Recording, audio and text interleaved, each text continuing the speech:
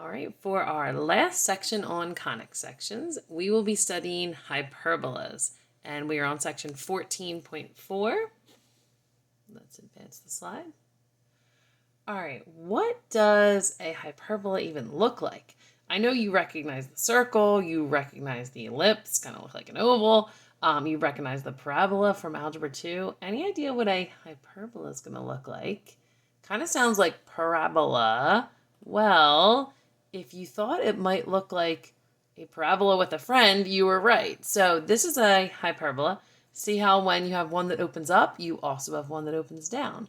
Or if you have one that opens to the left, you also have one that opens to the right. So that is a hyperbola. All right, take a look at page 634 in your book. You are going to love this chart.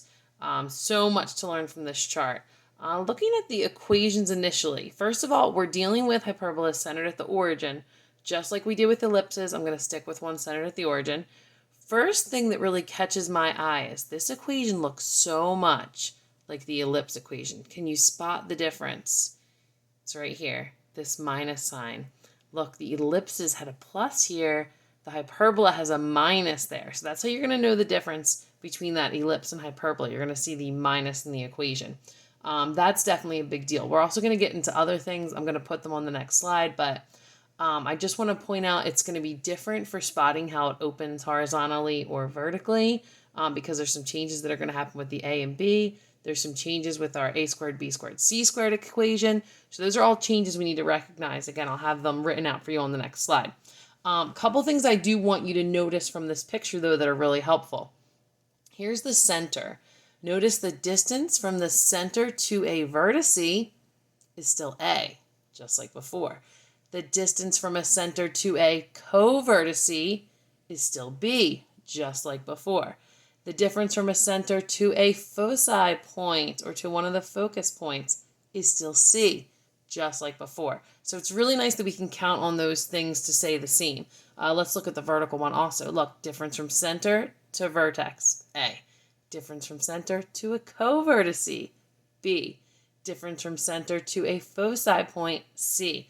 Just like a parabola, it kind of opens up at the vertex and it opens towards that focus point. So a lot of things that are going to feel really familiar.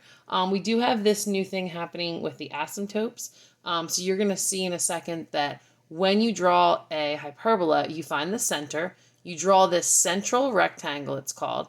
Then you actually extend the diagonals of the rectangle to draw these two asymptotes, and then you'll sketch in your hyperbola based on that like skeleton image there. All right, here's the slide I really wanted to get to so we can point out these differences. You guys are already great at ellipses, so let's just bring that knowledge right to hyperbolas. All right, at the very bottom here, I mentioned, no, you can't see it because it's covered with that.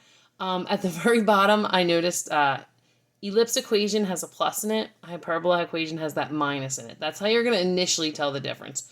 But let's go ahead and look at some of these important differences also, in addition to that. All right, so first one, with ellipses, remember I made such a big deal that we were using a squared minus b squared equals c squared? Well, here for hyperbolas, we're back to good old Pythagorean Theorem. A squared plus b squared equals c squared. Now, big difference here.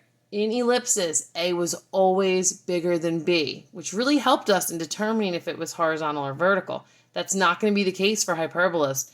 A can be greater than B, it can be equal to B, it can be less than B. You're not going to be able to use that to determine if they're horizontal or vertical.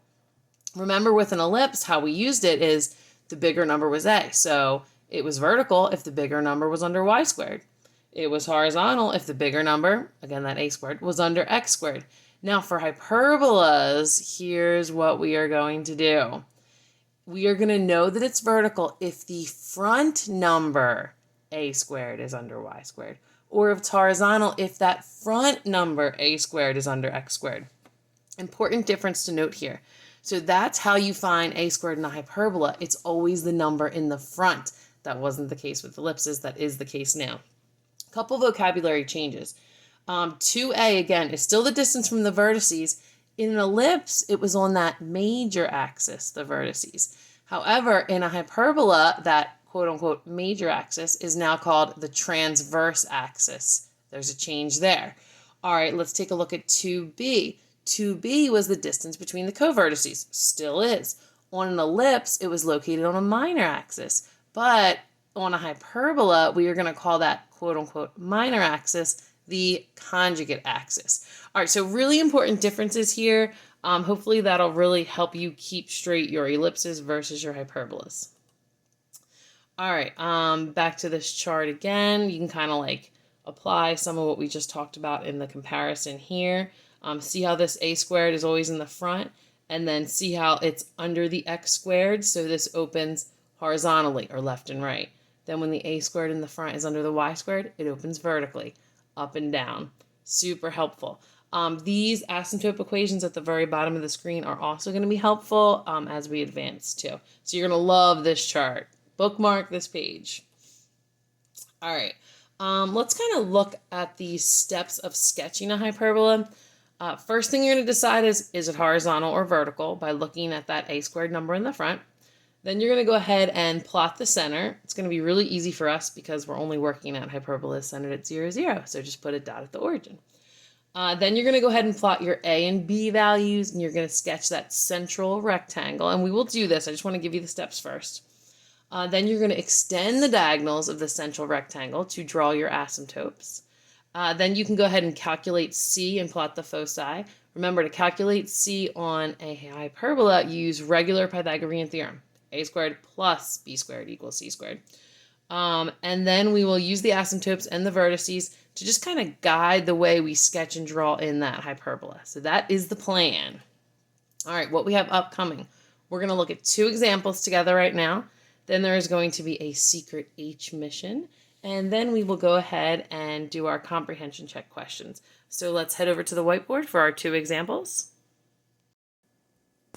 All right, example 1, I'm going to take these right from the book. I might change a tiny bit the way we do them, but I'm going to use the same ones as the book so you have another reference point to use. All right, we want to graph 4x squared minus 9y squared equals 36, and we're going to include the foci. All right, first issue, this doesn't even look like my regular hyperbola equation. So let me divide everything by 36 because I know it's supposed to equal 1. All right, when I do that, I will end up with x squared over 9 minus y squared over 4 equals 1. This is the equation I'm going to actually be working with as my hyperbola. Okay, now recall in a hyperbola, a squared is always the front number. I know this is coincidentally bigger than b squared in this case. That is not why it's a squared. A squared is always the front number. Just a coincidence here. If this was a 4 here, or if this was a 4, or if this was a 1, it would still be a squared because it's in the front. All right, that's the a squared, that's the b squared. You know, I'm going to go ahead and find c squared right away. So let's use our a squared plus b squared equals c squared. That is 9 plus 4 equals c squared. So 13 equals c squared. All right, so I have my a squared, my b squared, my c squared. While we're at it, let's just go ahead and make a list of what that makes a, b, and c. So if a squared is 9, a is 3. B squared is 4, square root, b is 2. If c squared is 13, c is the square root of 13. It's going to be a little bit bigger than 3.5. I'm going to say like 3.6-ish. Okay, we have a lot of important information here. We don't have written how this opens. So remember, I look at my a squared, which is in the front. I notice there's an x squared in the front, which means this is going to be a horizontal hyperbola. So it's going to open to the left and to the right. So I have my little sketch there, so I'm ready to proceed.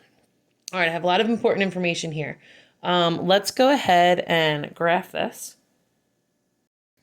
All right, in order to graph this, I do want you to graph the center point first. Our center is 0, 0. Now our a value heading to our vertices are 3. And remember that a value goes across the x-axis. 1, 2, 3. Vertice right there. 1, 2, 3. Vertice right there. All right, our b value is 2, and that is along the y-axis. So I'm going to go 1, 2. That's a covertice. 1, 2, that's a covertice. Now Now you're going to take those 4 points that you just made and you are going to go ahead and form what is called your central rectangle. Going through those 4 points. All right. Then through your central rectangle, you're going to go from corner to corner and extend beyond and form, should have used a ruler, sorry, form your asymptotes. Let's go from corner to corner, corner to corner. All right, so now we have our asymptotes drawn. We have our central rectangle drawn. All right, next thing I'd like to plot are my foci points. Now my foci are going to open along the are going to be along the horizontal because this opens horizontally. And we already said that was radical 13 or like 3.6. So let's count out 1, 2, 3. 3.6 like here. 1, 2, 3, 3.6 here. Actually a little closer, my marker's too big. All right, and we're ready to draw in our hyperbola. Make sure you open it really close to those asymptotes. I probably could have gone a little wider. There you go. And it opens, touches the vertice, open towards the focus point or towards the foci. And that is our first example of how to draw a hyperbola. You know what? Let's take a quick second and write the equations for these asymptotes also.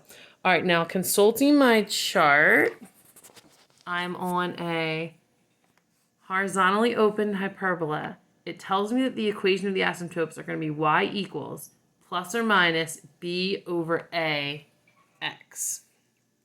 So my asymptotes are going to be y equals plus or minus b over a x. Let me just make sure if that makes sense with my slope. So let's see. This line right here, I go up 2 over 3. So I feel like that should be 2/3 x. This line I go down 2 over 3. So I feel like that should be negative 2/3 x. B over a, 2 over 3, that definitely works. So I don't know if you could see that. B over a was 2 over 3, so that definitely works.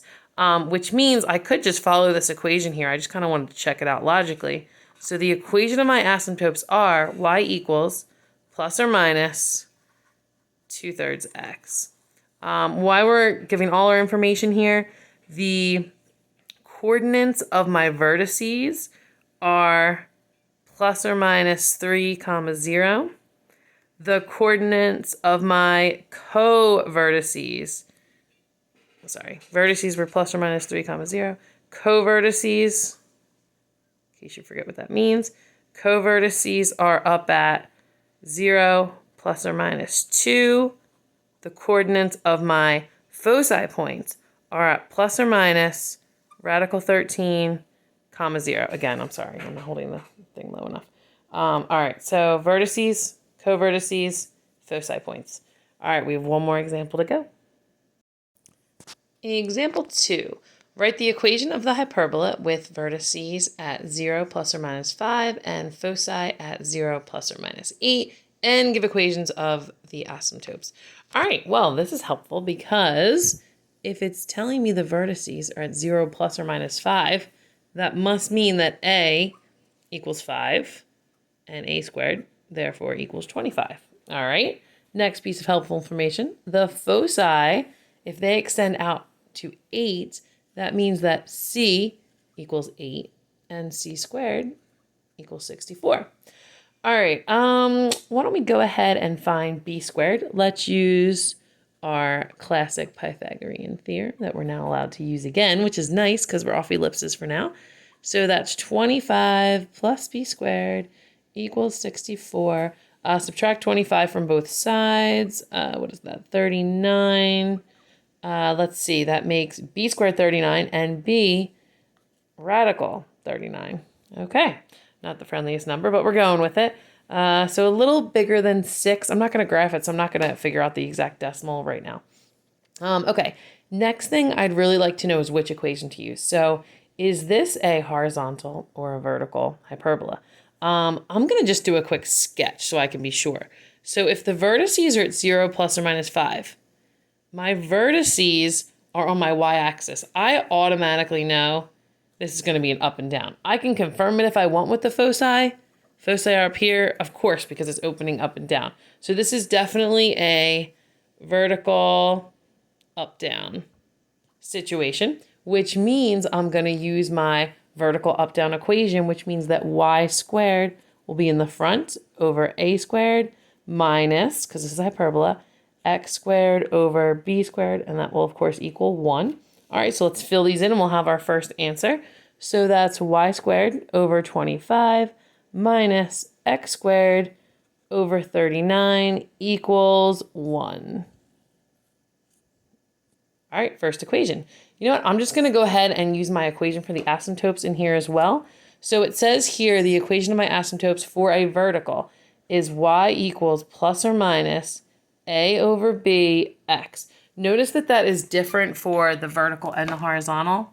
So the vertical one is a over b as the slope, and the horizontal one has b over a as the slope, which makes sense if you think about it, because you're doing rise over run, and the a and b have changed locations on the different hyperbolas. All right, so that being said, equations of these asymptotes. Y equals plus or minus, what's our a value? 5 over, what's our b value? Ooh, radical 39. X. All right, we cannot leave that in the denominator. We cannot leave that in the denominator. Let's go ahead and rationalize, multiply the top and the bottom by radical 39. And we will end up with y equals plus or minus 5 square root 39 all over, I'm going to say all over 39, but I don't want it with my plus or minus. Hold on. Sorry. Plus or minus 5 radical 39 all over 39. That looks better. All right, those are not the prettiest equations I've ever seen for asymptotes, but they are correct. And let's return to our slides. All right, now that you have completed your 2 examples, it's time for the secret H mission and then your comprehension check questions. Here it is, secret mission. H is for hyperbola, and when you think of the Lord, write down a word that starts with H that comes to mind. Look forward to seeing your H secret mission answers. So go ahead and do that. All right, your comprehension check questions are as follows. There is a note at the top. I don't want you to miss this. Please note this will be graded for accuracy. You will have the option to fix and resubmit your assignment to improve your grade if needed, but it is going to be graded on accuracy. Number 1, you're going to determine the direction of opening. You're going to find A, B, C, a squared, b squared, c squared, the coordinates of the foci, and the equations of the asymptotes for this hyperbola. The equations given there, y squared over 81 minus x squared over 36 equals 1. Number 2, you are going to state the vertices and foci for this hyperbola. Again, the equation, y squared over 64 minus x squared over 25 equals 1. Number 3, I would like you to graph that hyperbola and state the equations of its asymptotes. And that one is 4x squared minus y squared equals 4. For that one, it doesn't equal 1 like the others. How are you going to arrange that so that it equals 1? You have to get rid of this 4 over here. Very first step, divide everything by 4. Once you do that, your equation is going to look like this. This is a hint to make sure you get this one. You should have x squared over 1 minus y squared over 4 equals 1. This is for number 3. That's what it's going to turn into before you go ahead and graph it and give me the equations of the asymptotes. All right, final question, number 4. Write the standard form equation of this hyperbola with asymptotes at y equals plus or minus 1 over 2x and a vertex at 0, 3. All right, don't forget to submit the picture of your notes and the answers to your comprehension check questions. Great job today. I can't believe this is our last week of trig. All right, I will talk to everyone soon. I will, Lord willing, see you live on Wednesday and Thursday. Have a wonderful day, guys. Bye.